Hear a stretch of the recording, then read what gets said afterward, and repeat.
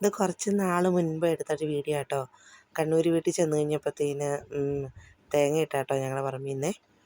ഇവിടെ ഞങ്ങളുടെ ഇവിടെയാണ്. ഇപ്പോൾ എൻ്റെ വീട്ടിലാണെങ്കിൽ ആദ്യം തേങ്ങയില്ല. അപ്പോൾ തെങ്ങില്ലാത്തതുകൊണ്ട് ഇവിടെ തേങ്ങ കുറവാണ്.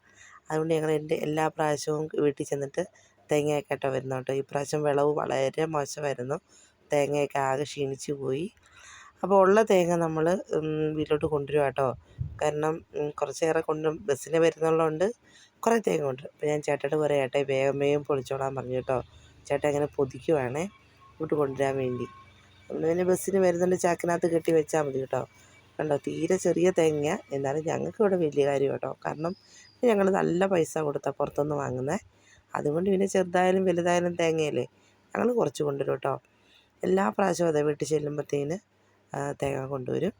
ചേട്ടൻ തകൃതിയായിട്ട് രാവിലെ എണീറ്റിട്ട് തേങ്ങ പൊതിക്കും കേട്ടോ.